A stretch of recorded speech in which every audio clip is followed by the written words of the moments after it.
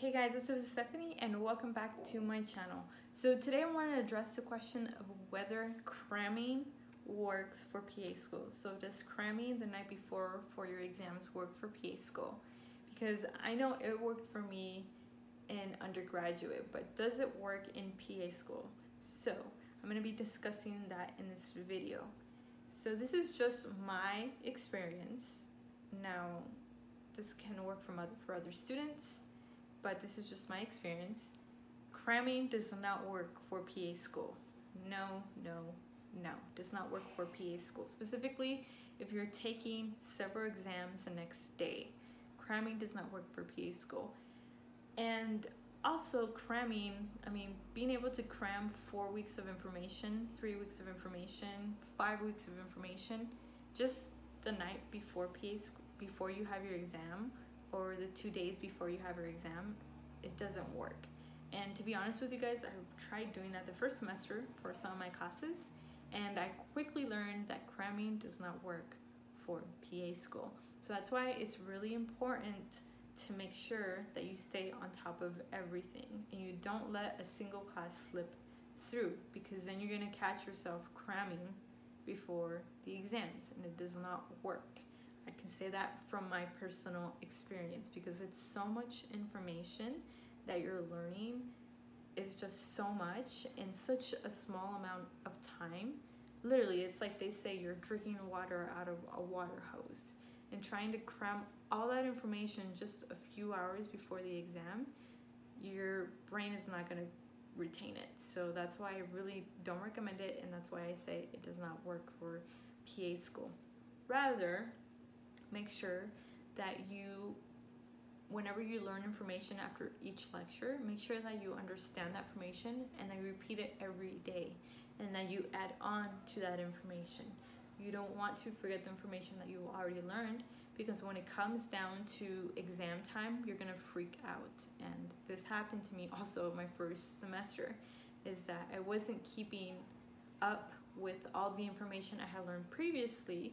So when it came down to week 4, when I had my exam, I had already forgotten everything that I had learned my first, second, and third week. And that is not good, because I was having to go back and relearn this. But if you're on top of everything and you're repeating the information every day, it's gonna come easy to you. And what I found is by, for example, the 4th week, the information 1 and 2, I knew it like the back of my hand. What I had trouble with was learning the new information that we had just learned. But since it is fresher in your mind, usually it tends to stay more in your mind before you take your exam, from my experience. So that's why cramming does not work. Now, what worked for me was flashcards. If you've seen my previous videos, I really recommend flashcards. Now, I know you don't have a lot of time in PA school, and sometimes flashcards are very consuming. For example, one of my classmates made flashcards for pharmacology. Now, flashcards never worked for me for pharmacology. I really tried, and they didn't work for me. I had to do some type of visual picture or draw pictures or use Picmonics so the drug names could stay in my mind with what their mode of action was. But some of my classmates did do flashcards, but flashcards did not work for me. So for example, for her to make flashcards, it took her sometimes an entire day to make flashcards. So I know it can be very time consuming.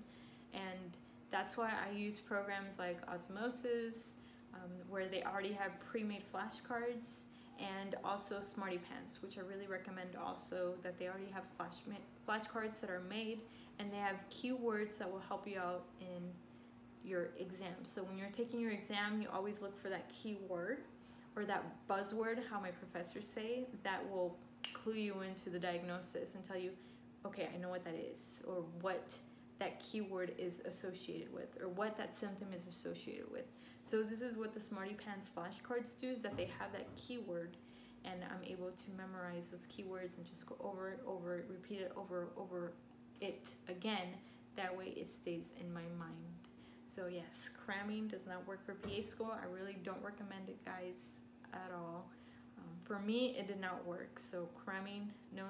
Specifically when it comes down to anatomy, no. I tried doing that one night before my cadaver exam, which is my anatomy exam, where we go and we have a cadaver and place pins or they point out certain structures on the cadaver, human cadaver body, and you have to know what that structure is: artery, nerve, organ, vein, etc. And you have to write down everything down on the exam. So if you're cramming before, that's not going to work, and everything gets jumbled up because you don't know the information. You just learned it the day prior, and it really screwed me on my anatomy exam, my cadaver exam. So definitely for anatomy, that does not work. You have to make sure that you're going over the structures over and over again, and you're seeing them repeatedly on your cadavers, if you do have a cadaver lab, or whether you have another type of anatomy lab. Make sure that you're going over those structures over and over again and making use of that time in lab to reinforce that information and to repeat it over and over again. So no, cramming does not work for PA school.